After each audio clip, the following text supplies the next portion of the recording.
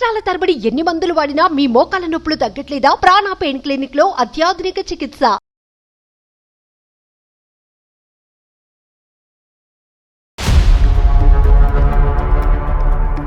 Friend వాళ్ళ ఇంటికి వెళ్తాను ఉంటది. తనకున్నదే ఇద్దరు ఫ్రెండ్స్.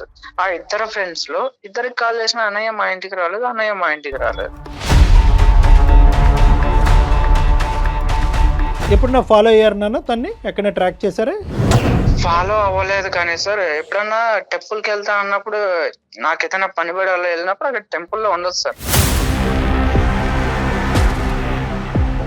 నీ డౌట్ ఏంటి నాన్న? అంటే ఇప్పుడు మీరు చేయటానికి మీ లోపల ఉన్న ఇన్నర్ కాన్షియస్ మీకు ఏమని చెప్తున్నా? నా ప్రాబ్లం ఏంటంటే, ఒకటి నాతో ఏదైనా అన్కంఫర్టబుల్ ఫీల్ ఉండాలి, లేదు రెండు తను ఎవరితో అన్నా ఇల్లీగల్ ఉండాలి. సారీ అమ్మ, నీకు సర్ప్రైజ్ చేసాం మేము. నీకు ఏది ముందుగా ఏ కబురు చెప్పకుండా ఫోన్ చేసాము. కానీ మీ భర్త గారు ఉండేటటువంటి సందిగ్ధ పరిస్థితిలో మాకు నీకు డైరెక్ట్గా కాల్ చేయడం తప్ప ఇంకో దారి దొరక్క అలా చేసామమ్మా. అసలు నేను ఏమన్నా ఇది తప్పు చేస్తున్నాను, మీకు ఏమన్నా అనుమానం ఉందా? ఒక అకేషన్ వచ్చినప్పుడు, అది మ్యారేజ్ అవనివ్వండి, లేదంటే ఏదైనా ఒక ఫంక్షన్ అవనివ్వండి, లేదంటే ఒక ఫెస్టివల్ అవనివ్వండి, ఆ టైంలో నువ్వు ఒక 2 to 3 hours పాటు అతనికి చెప్పే డిసప్పియర్ అవుతున్నావు అంటే అది కూడా చెప్తున్నాను. కాదు డాక్టర్ గారు, అంత చెప్పకూడని ప్రదేశానికి ఏమి వెళ్ళవు కదా నువ్వు. అంత సీక్రెసీ మెయింటైన్ చేయాల్సిన అవసరం ఏంటి? ఫోన్ లో ఎప్పుడన్నా నేను కాల్ చేసినప్పుడు బిజీ వస్తుంది. సో ఆ టైంలో టైం డ్యూరేషన్ ఉంటుంది కదా, ఆ డ్యూరేషన్ టైం నేను ఎప్పుడన్నా ఇంటికి వెళ్ళినప్పుడు చెక్ చేస్తే ఆ డ్యూరేషన్ కాల్ లాగ్సే ఉండవు. నేను మీకు ఒకటి చెప్పాలనుకుంటున్నాను సార్, కానీ నా కాపురానికి మీరు రెస్పాన్సిబిలిటీ ఉంటానంటే. మనసాక్షి నేను చేసుకుని నేను తప్పు చేయట్లేదు అనేటటువంటిది నువ్వు మాట్లాడితే కనుక, నీది 100% తప్పు లేదు అనుకుంటే కనుక నీ కాపురానికి నేను 200% గ్యారంటీ ఇస్తాను. సార్ నేను మా ఆయన దగ్గర ఒక చిన్న విషయం దాచిపెట్టినాను. ఒకవేళ నేను చెప్పినా కానీ తట్టుకోలేదని బాధ నాకు. నేను ఒక నెంబర్ కు కాల్ చేస్తాను, మీరు మాట్లాడండి, మొత్తం మీకే తెలుస్తుంది.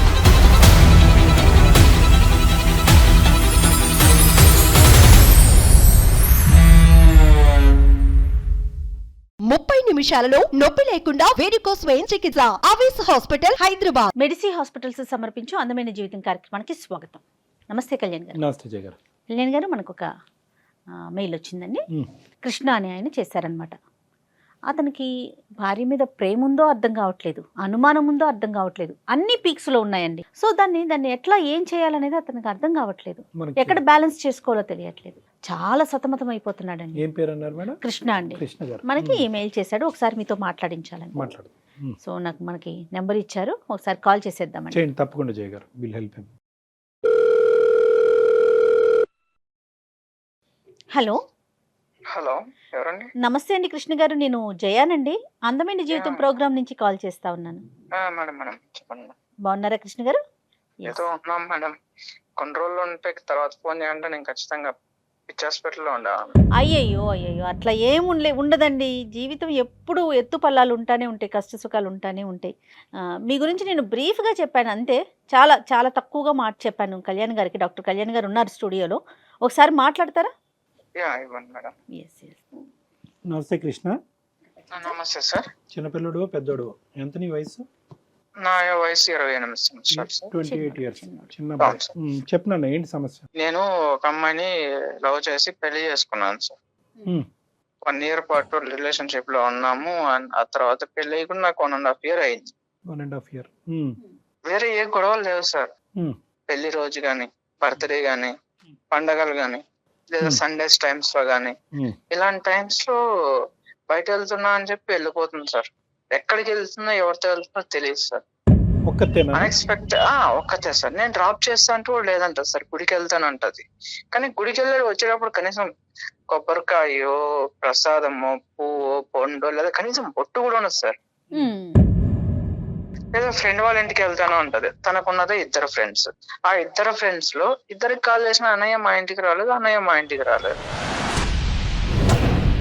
సరే, తిరిగి వచ్చిన తర్వాత ఎలా ఉంటుంది ఆవిడ? అంటే మామూలు మంచి మూడ్ లోనే ఉంటుందా? నేచురల్ గా ఇంటి పనులు అవన్నీ చేసుకుని కొద్దిగా ఏమైనా మామూలుగానే ఉంటుంది సార్. కానీ నేను ఆ ఒక్క మాట అడిగితే మాట దాటేస్తుంది సార్, ఏదో ఒక మాట మాట్లాడేస్తుంది. మరి మీరు ఎప్పుడు టైట్ చేయలేదా? అంటే గట్టిగా అడిగే పరిస్థితి స్ట్రిక్ట్ గా కూడా అడిగాను, బట్ ఎప్పుడు కూడా సరే ఒక్కసారి కూడా నాకు ఆన్సర్ ఇవ్వలేదు. నేను అడిగిన క్వశ్చన్ కి అయితే ఆన్సర్ ఇవ్వలేదు, అంటే వేరే మీరు ఏదో ఒకటి మాట్లాడేది. 1 year పాటు లవ్ చేస్తున్నటువంటి క్రమంలో ఇటువంటి పరిస్థితి ఎప్పుడన్నా మీకు ఎదురైందా? లవ్ చేస్తున్నప్పుడు అంటే నేను తన 24/7 నా దగ్గర ఉండదు కదా సార్. ఆ టైంలో నా స్వార్థం ఏంటో తెలుసా మేడం? అదే ఒక ఫ్యామిలీ నుంచి వచ్చిన అమ్మాయి అంటే వాళ్ళ నాన్నకి, వాళ్ళ అమ్మకి, వాళ్ళ అన్న తమ్ముళ్ళకి ప్రేమ పంచాలి. అదే ఒక అనాథ అయితే తన ప్రేమంతా నాకే వస్తుంది కదా మేడం. అంతటి స్వార్థపరుని మేడం నేను. చాలా అంటే చాలా 3 jobs మారాను ఇప్పటికి. అంటే ఏంటన్న జాబ్స్ మారడానికి ఏంటి? స్ట్రెస్ వల్ల లేదంటే ఊర్లు స్ట్రెస్ మారారా? వల్ల సార్, స్ట్రెస్ వల్ల. అంటే అకేషన్ వచ్చినప్పుడు మీరు ఫీల్ అవుతున్నారు, తను ఫీల్ అవుతున్నారు, మీరు అడిగితే అంతే అక్కడితో కట్ ఆఫ్ చేసి మీ ఇద్దరు ప్రయాణం మళ్ళీ సాఫీగా ముందుకెళ్ళిపోతుంది. కాబట్టి ఎప్పుడు కూడా ఈ ఇష్యూ ఒక సీరియస్ మ్యాటర్ మీ ఇద్దరి మధ్యన అవ్వలేదేమో అని అనిపిస్తుంది. మీ లోపల మీరే కుంగిపోతున్నారు. అవును సార్, తను నేను గట్టిగా అడగలేను. పోనీ మీ సైడ్ ఎవరున్నారు నాన్న? అంటే ఆ అమ్మాయి సైడ్ తను అనాథ కాబట్టి ప్రేమంతా నాకే కాల్ చేస్తారు. ఉన్నారు సార్, అమ్మ నాన్న ఉన్నారు. బట్ వాళ్ళకి చెప్తే ఎక్కడ నా వాళ్ళు ఏమనుకుంటున్నారంటే అరే వీళ్ళు సంతోషంగా హ్యాపీగా ఉన్నారు అని అనుకుంటున్నారు.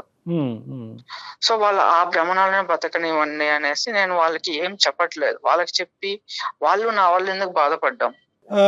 ఎప్పుడన్నా ఫాలో అయ్యారు నాన్న తన్ని? ఎక్కడైనా ట్రాక్ చేశారా? ఫాలో అవ్వలేదు కానీ సార్, ఎప్పుడన్నా టెంపుల్ కి వెళ్తా అన్నప్పుడు నాకు ఏదైనా పని పడి వెళ్ళినప్పుడు అక్కడ టెంపుల్లో ఉండదు సార్.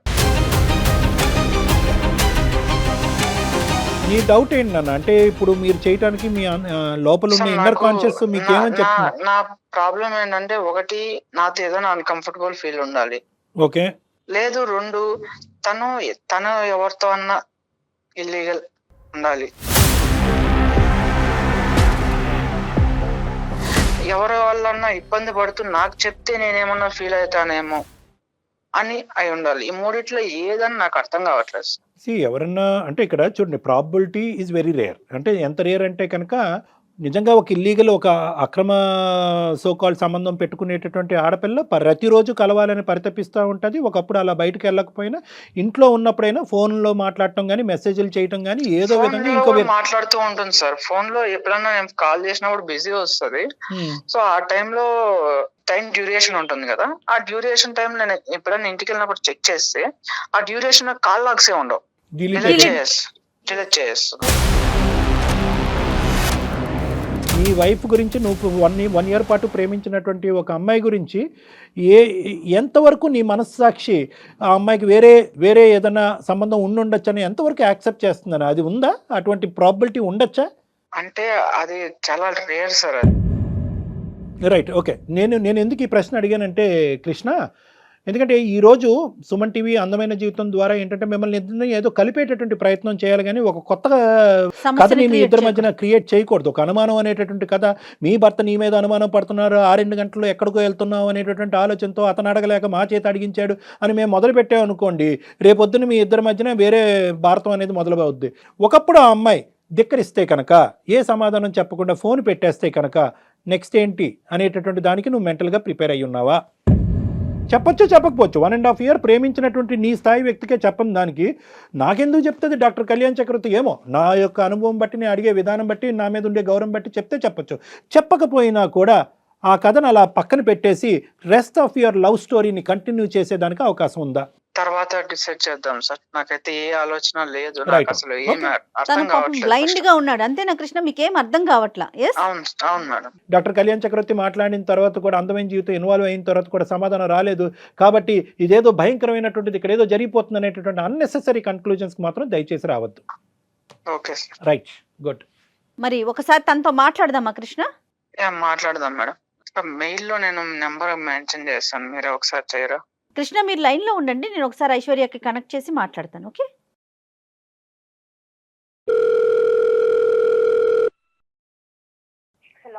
హలో ఐశ్వర్య గారు, నమస్తే అండి. నమస్తే అండి. ఎవరు? నేను జయానండి, అందమైన జీవితం ప్రోగ్రామ్ నుంచి మాట్లాడుతా ఉన్నాను.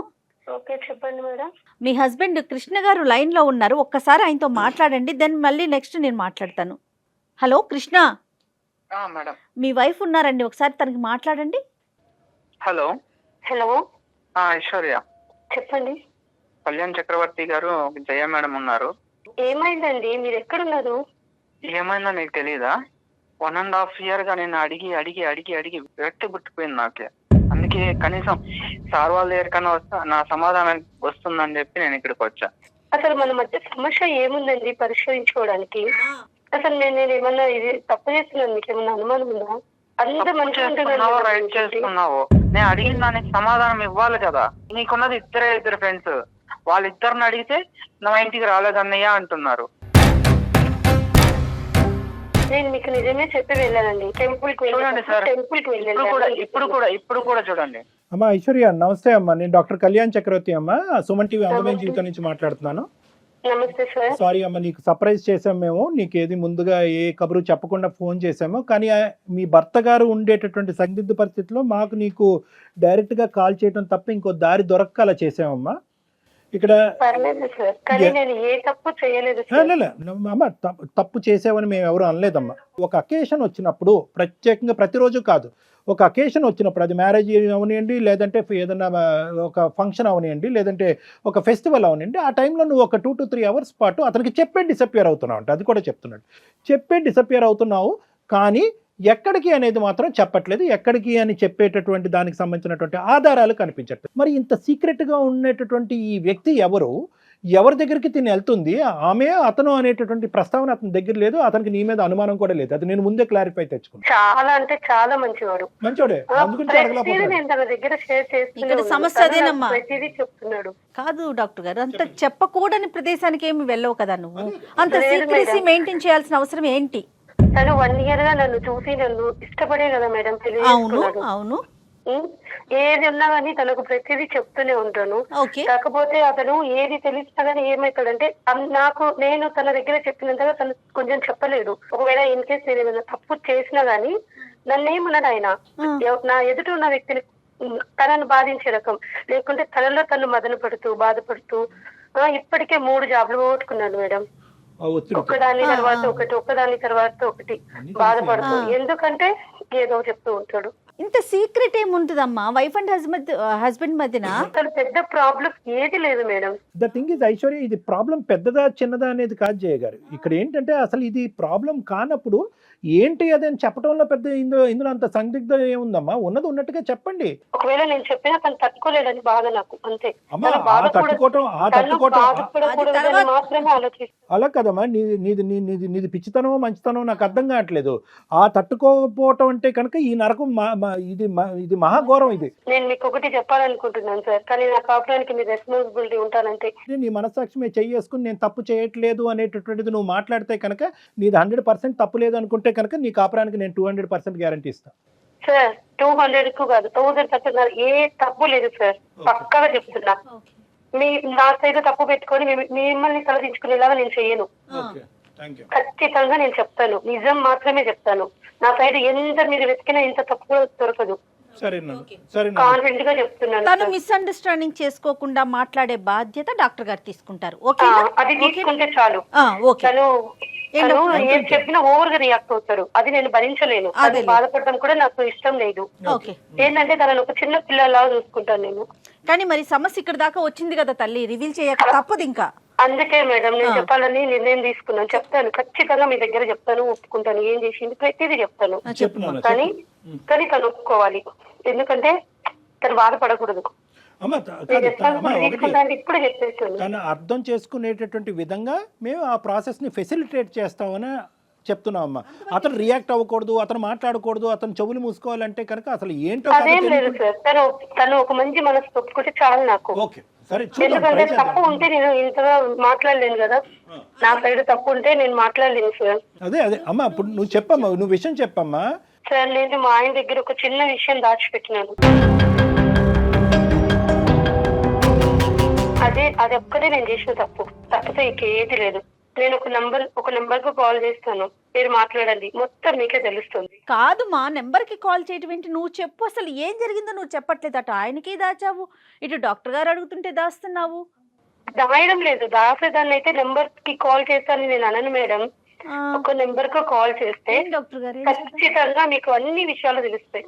ఎవరు మళ్ళీ ఏంటమ్మా ఈ సస్పెన్స్ థ్రిల్లర్ తట్టుకోలేకపోతున్నావు? అక్కడో సస్పెన్స్, ఇక్కడో సస్పెన్స్, ఇప్పుడు మళ్ళీ ఇంకో ఫోన్ కాల్ అంటున్నావు.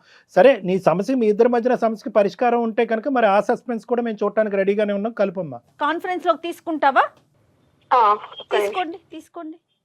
ఇప్పుడు తన కాపురానికి మీరు బాధ్యత అన్నారు. సో తప్పు జరగనంత వరకు ఓకే మీరు చూసుకుంటామన్నా, మళ్ళీ ఇంకొక కాల్ ఏంటో అర్థం కాలేదు మరి. హలో హలో సార్, చూసారా? నా అనుమానమే నిజమైంది. ఎవరో ఉన్నారు. ఐశ్వర్య, ఎవరమ్మా అవతల? ఎవరున్నారో మాట్లాడమను. ఫస్ట్ వినండి సార్, ప్లీజ్ ఫస్ట్ వినండి. ఫస్ట్ నువ్వు కూల్గా ఉండు. అదే కదా అమ్మాయి ముందే నా చెప్పింది. మీద నిందలు మోపకండి, ఒక్కసారి వినండి. సార్ నమస్కారం సార్, నా పేరు కల్పన, నేను ఒక ట్రాన్స్జెండర్ ని. కల్పన తను గారు, ఐశ్వర్య నా బిడ్డ సార్.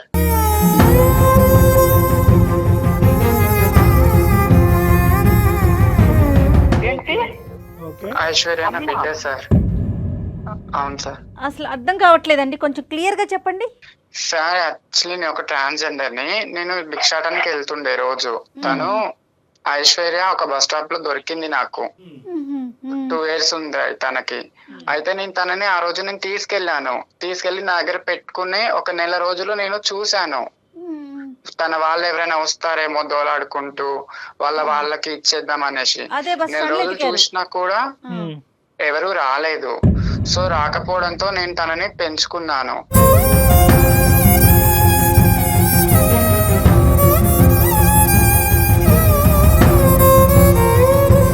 పేరు పెట్టాను తనకి, స్కూల్లో జాయిన్ చేశాను. నేను 6వ క్లాస్ వరకు నేను తనకి చూసుకున్నాను.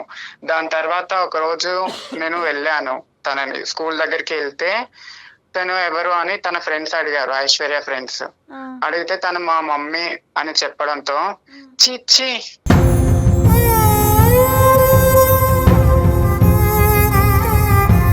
ఏంటి తను మీ మమ్మీయా? తను ఒక ట్రాన్స్జెండర్.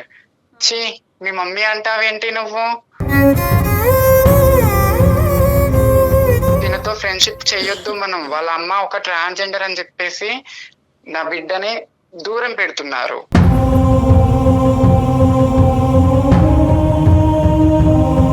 సో నేను అప్పుడే అనుకున్నాను, నా బిడ్డకు ఒక మంచి భవిష్యత్తు ఇవ్వాలి. నేను పడ్డ అనుమానాలు నా బిడ్డకు రాకూడదు అని నేను 6వ క్లాస్ తర్వాత తనని అనాథ ఆశ్రమంలో నేను జాయిన్ చేశాను.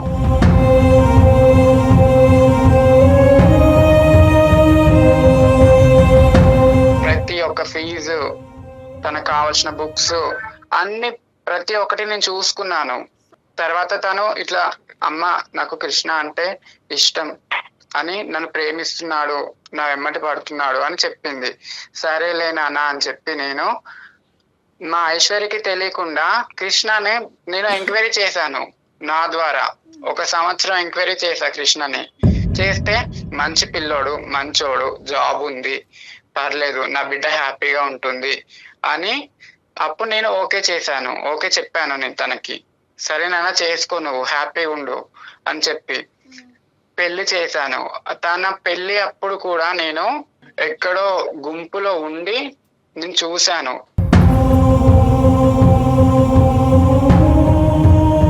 అనాథ ఆశ్రమం తరపు నుంచి తన పేరు మీద ఫిక్స్డ్ డిపాజిట్ 5 లక్షలు చేశాను. కాదమ్మా, ఇప్పుడు ఇది ఓకే. ఇంతవరకు మీరు చేసినటువంటి ఒక వెనక నుండి ఒక తల్లి కూడా చేయనటువంటి త్యాగం, ఒక పెద్ద మనసుతో మీరు చేశారు. దానికి మేమందరం కూడా హ్యాట్స్ ఆఫ్.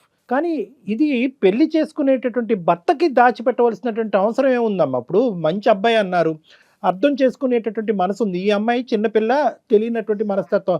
ఒక పెళ్లి అనేటటువంటిది కంప్లీట్గా ఒక ట్రాన్స్పరెంట్ ప్లాట్ఫామ్ మీద ఉండాలా, ఉండకూడదా? నమ్మకం ఉండాలి సార్. కానీ ఈ సొసైటీ మమ్మల్ని నమ్మదు కదా. ఈ సొసైటీ ఏమంటుంది, ఒక దగ్గరికి వెళ్తాము సార్, మేము వెళ్తే మమ్మల్ని చూసి దూరం వెళ్ళిపోయే వాళ్ళు ఉన్నారు, పక్కన కూర్చుంటే లేచి వెళ్ళిపోయే వాళ్ళు ఉన్నారు. మీరు బాగానే ఉన్నారు కదా, పని చేసుకొని బతకొచ్చు కదా, ఇట్లా ఎందుకు అడుక్కోవడం? మీరు కాదు తల్లి, కృష్ణ ఐశ్వర్య ప్రేమించి పెళ్లి చేసుకున్నారు, ఒకరినొకరు అర్థం చేసుకుని పెళ్లి చేసుకున్నారు. ఆ ప్రేమలో త్యాగాలు అనేటటువంటి ఉంటాయి. నువ్వు చేసినటువంటి కార్యక్రమానికి బహుశా కృష్ణ హర్షిస్తాడేమో.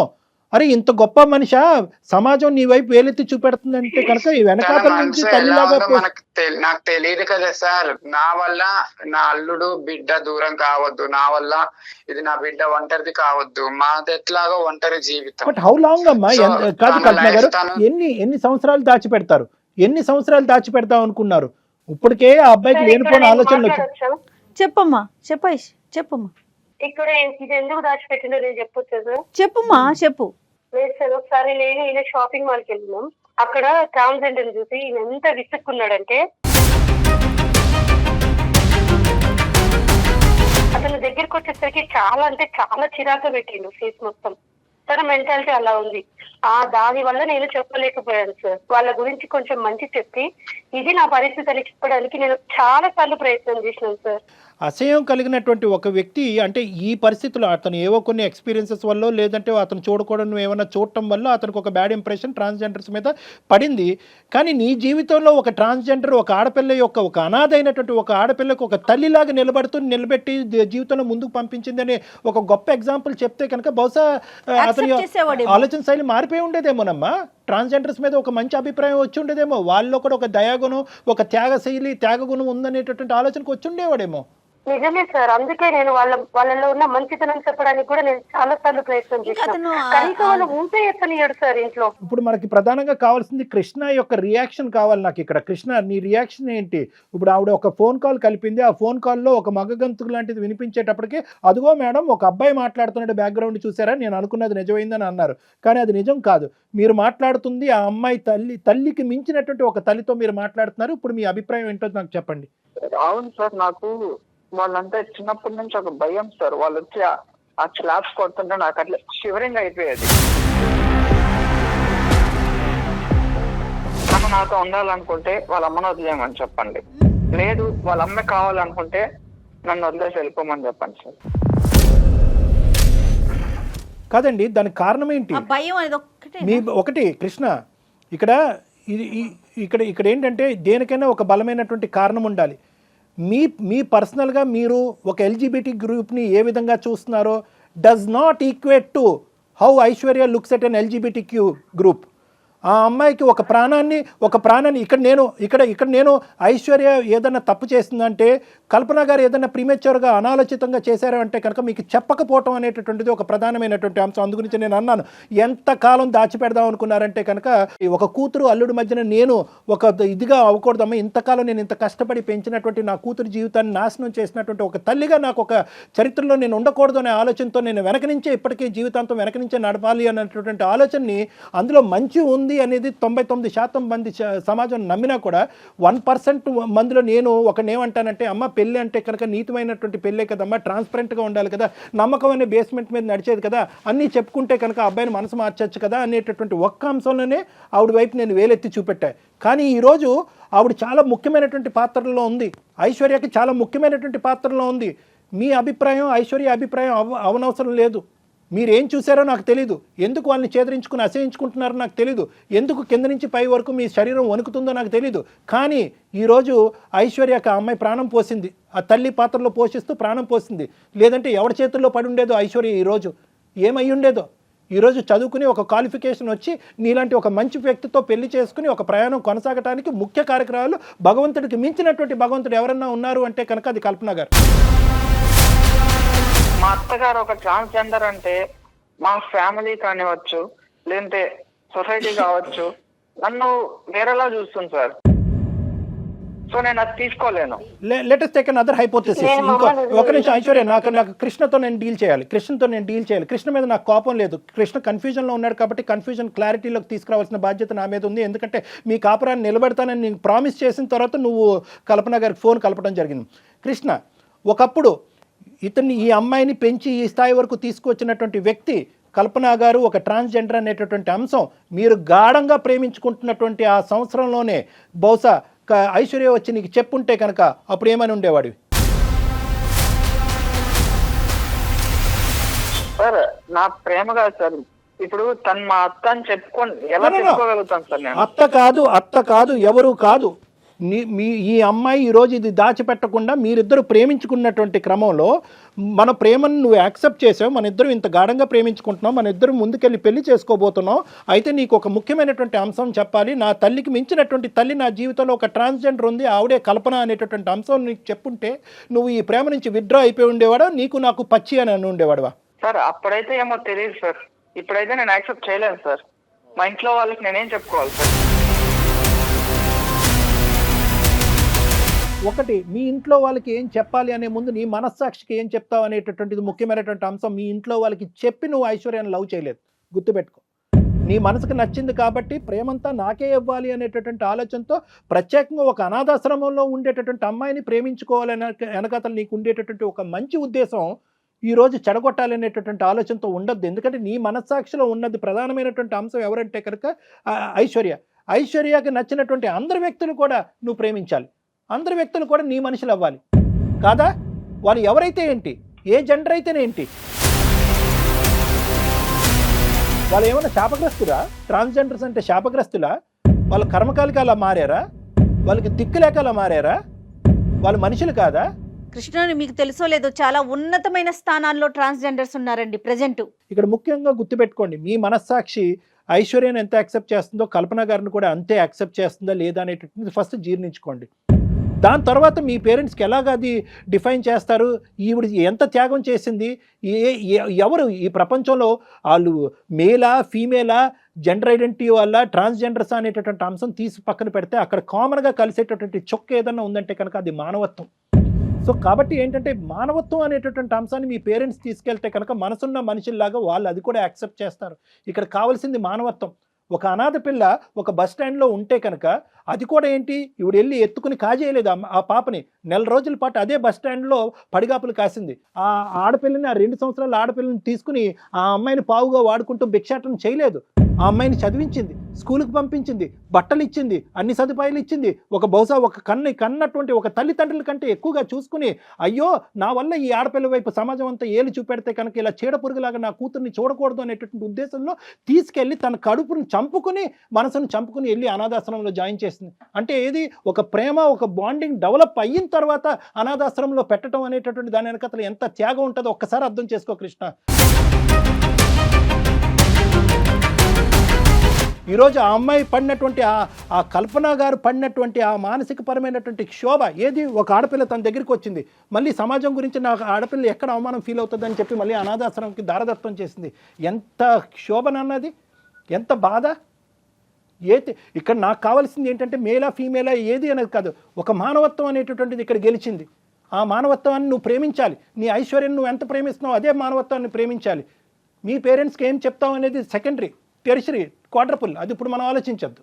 నువ్వు యాక్సెప్ట్ చేస్తున్నావా లేదా, మానవత్వాన్ని నువ్వు యాక్సెప్ట్ చేస్తున్నావా లేదా? అంతటితో వదిలేదండి. కట్న కానుకలు ఇచ్చి పెళ్లి చేసి పంపించింది. ఎవరు చేస్తారు నాన్న, ఎవరు చేస్తారు? మీ పెళ్ళికి వచ్చి కూడా దగ్గరకు వస్తే కనుక ఈవిడ్ని మళ్ళీ ఎలా ట్రీట్ చేస్తారు, ఒక చీడ పురుగులాగా ఈ సమాజం ట్రీట్ చేస్తుంది అనేటటువంటి ఉద్దేశంతో చిట్ట చివరి కుర్చీలో కూర్చొని అక్కడి నుంచి సుఖీభవ అనుకుంటూ దీవించినటువంటి మహాపతివ్రత ఆవిడ. ఏం మాట్లాడతారు ఆవిడ గురించి? మనం మాట్లాడటానికి సరిపోతామా? జెండర్ కాదండి చూడాల్సింది కృష్ణ, డాక్టర్ గారు చెప్పినట్టు మానవత్వం చూడండి, కొంచెం కళ్ళు తెరవండి. Okay ma'am. ఓకే కాదు నాన్న, నీలో ఇంకేం సెకండరీ థాట్ అనేది ఉండకూడదు. నువ్వు యాక్సెప్ట్ చేయాలి. ఐశ్వర్యని ఎలా అయితే యాక్సెప్ట్ చేస్తున్నావో అంత గొప్పగా ఆలోచించేటటువంటి ఆ మనిషిని కూడా యాక్సెప్ట్ చేయాలి. వీళ్ళు దాగుడు మూతలుగా వెళ్ళి కలుసుకోవటం అనేటటువంటిది ఇంకా ఆపేసి ఆవిడ కూడా మీతో పాటు కలిసి ప్రయాణం చేసేటటువంటి విధంగా ఒక వాతావరణాన్ని తీసుకురండి త్వరలో. నాకు ఏం చెప్పాలో అర్థం కావట్లేదు సార్, మీరు ఎలా చెప్తున్నారు. నాకు ఆలోచించుకోవడానికి టైం కావాలి సార్. ఓకే కృష్ణ, ఆలోచించుకోవటానికి టైం తీసుకో. కల్పన గారు మీరేమంటారమ్మా? నా కూతురు నా అల్లుడు ఇద్దరు హ్యాపీగా ఉంటే నేను వాళ్ళ లైఫ్ లోకి మళ్ళీ రాను సార్.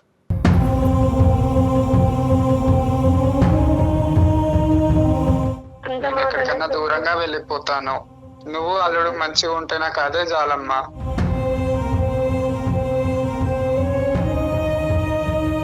కల్పన గారు మీరు అలా మాట్లాడకండి.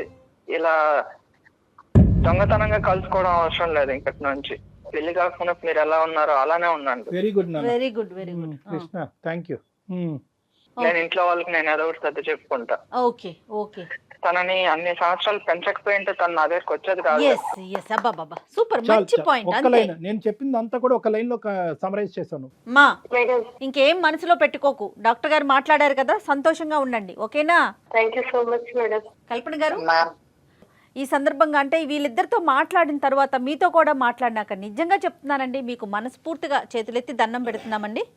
చాలా చాలా మంచి మంచి పని చేస్తున్నారు మీరు. సొసైటీ మమ్మల్ని యాక్సెప్ట్ చేస్తే మాకు అంతకంటే ఎక్కువ ఇంకేది లేదు మ్యామ్. మీరు మీరు మీరు మీరు ఒక కల్పన గారు, మీరు చేసేటటువంటి మంచి కార్యక్రమాలకి పైన భగవంతుడు అనేవాడు ఎప్పుడు కూడా ఉంటాడు, అతను ఎప్పుడు చూస్తూనే ఉంటాడు. Society acceptance and non acceptance అనేటటువంటిది 100% of the population 100% of the time ఎప్పటికీ మనం సాటిస్ఫై చేయలేం. తొలగిపోవాలి సార్. డెఫినెట్ గా అలాంటి రోజు కూడా వస్తుందండి. వస్తుందండి. అన్ని మంచి కార్యక్రమాలు అన్నీ కూడా కలగలుపుగా ఏదో ఒక రోజు 110% మీ యొక్క గ్రూప్ని అందరూ మనస్ఫూర్తిగా యాక్సెప్ట్ చేసిన మంచి రోజు ఖచ్చితంగా వస్తుంది. చూస్తూనే ఉండండి. Thank you so much sir. Thank you అండి. థ్యాంక్ నమస్తే. యూ. నమస్తే అండి. నమస్తే. 30 నిమిషాలలో నొప్పి లేకుండా వేడికోస్ వెయిన్ చికిత్స. ఆవేశ హాస్పిటల్, హైదరాబాద్.